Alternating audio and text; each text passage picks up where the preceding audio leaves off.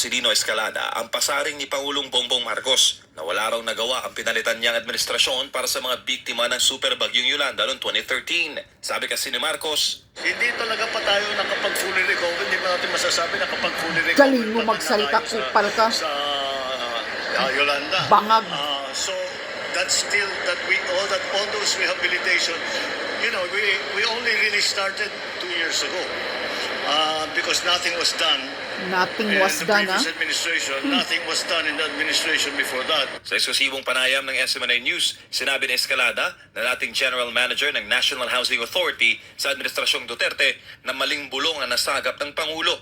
Katunayan, ito ang bilang ng Duterte Housing.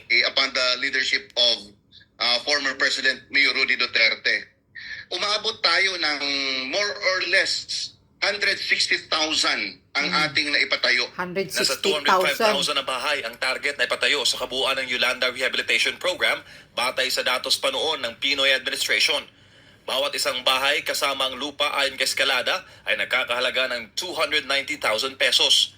Pumalo naman sa 60 billion Bigay pesos lang yan, ha? ang pangkabuang pondong inilaan dito ng gobyerno. Nakadesenyo ang Yolanda Housing Program bilang deliverable o may bayad batay sa naunang plano ng Aquino government. Pero sa Duterte administration, ginawang libre ang pabahay dahil walang-wala ang mga biktima ng Bagyong Yolanda. Kay Aquino walang the pabayaran time, at gustong walang pabayaran. pinabayaran yung mga tao na awardees natin in the Yolanda Housing Project. And we started to distribute the titles already to them during our time. Bakit nga ba nasabi ni Pangulong Marcos na wala nagawa ang Duterte government para sa mga biktima ng Yolanda? Gayong puring-puri ito kay Pangulong Duterte noong 2017 See, sa mga yan ang programa words ng ni pamahalaan PBM. para sa mga binagyo. There was a misinformation on the part of the responsible persons giving information to our President Bongbong Marcos. Ang Escalada, nasa 30,000 hanggang 40,000 na pabahay na lamang ang kailangan gawin ng Marcos administration para makumpleto ang Yolanda Housing Program. At may 4 na taon pa ang kanyang administrasyon para gawin ito. 30,000 na lang of the 205,000 target. Yun probably ang sinasabi niya na umpisahan nila. Of course, umpisahan nila because that was the time within which yung budget ng DBM was also released in 2022, 2023 at saka 2024. But in fairness to PIRA administration and PRRD, on board ako doon. Ako ang nandun sa lahat ng 9 provinces, something like around close to 190 LGUs. All the way from Samar, Giwan Samar hanggang lumabas si Yolanda sa Yolanda Corridor na tinatawag natin in Palawan. Hamon naman Escalada sa Marcos administration. Let the people testify of the production and accomplishments made by the Pinoy administration and the Duterte administration. Ang sa akin lang is that people of Tacloban, hardly and badly hit by Yolanda, can very well tell naman MJ kung anong nangyari dyan. Para sa Diyos sa Pilipinas kung Okay. So, yan. Marcos Jr. Bangag. Sino ang nagbulong sa iyo na yung nakaraang administration na si Duterte, nothing was done para sa mga Yolanda victims sa Tacloban? Magkaparehas kayo kung sino man yung nagbubulong-bulong sa'yo, nagbibigay sa'yo ng maling information, o talaga bang natutulog ka sa kasusuyop mo, o bangag ka araw-araw, kaya wala kang alam sa totoong mga balita. Ayan. Nagsasalita na dito yung former general ng Housing Authority.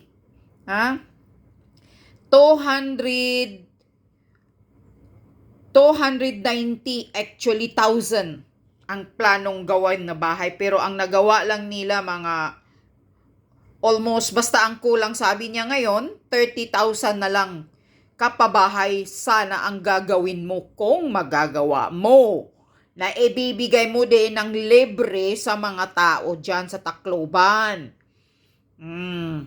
Ngayon, syempre, si Tambaloslos ay gagawa niyan. Kasi siya na ngayon, siya naman, constituent naman ni Tambaloslos yan, at ikaw na ang presidente. Pero wag mong gawin, wag mong sasabihin na walang nagawa, nothing was done noon na rehabilitation sa Yolanda. Isa kang gunggong, Marcos Jr.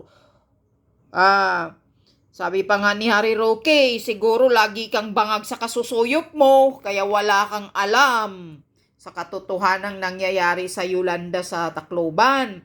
Noong panahon na yun, ikaw pa nga mismo, may message ka kay PRRD na nagpapasalamat ka sa tulong na binigay ni PRRD noon.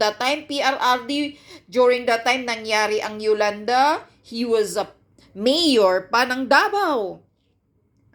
Pero andoon siya sa Tacloban, tumutulong sa mga biktima, kupal ka. Tapos nag-message ka pa nga, nagpapasalamat ka sa tulong ni PRRD. Tapos ngayon, nang nakaupo na kang presidenting bangag, iba na ang salita mo. Gusto mo talagang magkaparyas kayo ni Tamba na bilugin niyo ang utak ng mga taong hindi na mga inosente, na mga tao, gusto mo talagang bibilugin sila sa maling impormasyon na para sisiraan ang Duterte. Yun talaga ang pakay niyo na nasa mga bangag ninyong utak. Nasisiraan talaga ninyo ang mga Duterte. Yun talaga ang plano. Kaya ngayon, nasabi mo na walang nagawa ang Duterte administration noon. O ngayon, pahiya ka dito sa general manager na siya talaga mismo andoon. Siya ang gumagawa, nag-a-apply lahat ng mga permit, mga documents dito sa rehabilitation na pinamimigay na lupa at pabahay na medyo may quality pa. Ang pabahay noong panahon daw ni Panot Aquino, nang ginagawa na sinisimulan ng gumawa niyan, iba yung pabahay ni Panot mumurahin yun, gustong pababayarin ang mga tao. Gusto pang magpabayad. Pero wala naman daw ikabayad yung mga tao. Syempre, biktima ng Yolanda. Walang-wala. Talagang napurnada kahit isang chinilas nila. Tapos pababayarin mo pa. Isa kang gobyerno, isa pa rin yung gago na yun, nasa kay demonyo na yung Aquino na yun, yung Pinoy na yun. Isa kang gobyerno, public servant, na sana tutulong sa taong bayan na walang-wala, tapos nang nagpagawa ka ng bahay, sinisimulan mo yung rehabilitation na mga pangit naman, mga nipahat naman yun, gusto mo pang pababayaran. Na magbayad ang mga tao. Isa kang gonggong talagang inutil na walang silbi ka. Tapos nang nakaupo na si PRRD, yan, pinagawa ni PRRD na mga pabahay na di kalidad, may quality na bahay, hindi lang yung mga amakan, hindi lang yung mga nipahat. Tapos, hindi pinapabayad yung mga tao. Kasabay pa ang lupa, dala pa ng mga titulo. Ginagawa pa ni PRRD pinapagawa pa yung mga titulo na talagang maibigay sa kanila. Ikaw, Marcos Bangag Jr., anong nagawa mo sa loob ng 2 years? Tatanungin kitang kupal kang hinayupak ka. Anong nagawa mong tulong sa mga tao sa loob ng 2 taon mo ngayon? Mag-2 taon ka na. At tandaan mo, hanayupak ka, nung panahon na ginagawa ni PRRD lahat ng mga proyekto, lahat ng tulong sa mga biktima dito, mayroon pa tayong pandemic the time na COVID, may COVID pa. Pero nagawa niya ng paraan, nakabibigay ng tulong lagi sa mga taong walang trabaho, sa mga mahihirap, na walang pag-iipal, walang pakitang tao, kundi totoong puso ang tulong ni PRRD noon. Tapos ngayon, walang pandemic, ang ginagawa mo sa pira, pagwawaldas. Biyahe doon, biyahe dito, travel sa buong mundo, ng buong angkan mong hinayupak ka, buong pamilya mo, pati yung mga sip-sip mong alipuris, kasama mo pa yung tamba mong bubutiting baboy. Yun ang ginagawa mo, biyahe ka lang ng biyahe sa buong mundo. Yan. So anong naibigay mong maayos na tulong na maging memory ng taong bayan sa loob ng 2 taon? Hala nga, sasabihin mo, Marcos Jr.? Ang galing mo talagang manira, ano? Wala ka talagang utang na loob na hinayupa ka. Ha? Puro, para talaga kayo, magkaparehas talaga kayo ni Pinoy Aquino noon. Puro sisi, iwala namang nagawang, para sa taong bayan na maayos. Ngayon, ang ginagawa ninyo, ayuda. So, ang ayuda, ang pakitang tao ninyo na naitulong ninyo sa taong bayan. O kailan? Bakit? Uusad ba? Mag-successful ba ang bansa natin sa mga ayuda na yan? Dahil yung ayuda na yan, kupal na ayuda na yan, ginagamit ninyo para sisikat at pakitang tao dahil sa sariling interest ninyo natatakbo ulit si Tambaloslos. Oh, kaninong plano yung ayuda, ayuda na laging mamimigay ng ayuda kung saan-saan kunyari, yan, ginagamit nyo ang budget para ayuda kuno, para babango yung pangalan ninyo doon sa mga taong nauuto ninyo. Tapos doon kayo magpapasabog ng mga isyu na paninira sa mga Duterte. Yan ang ginagawa ninyo. Hindi kayo mga walang hiya na gobyerno kayo, lumayas kayo sa posisyon mo.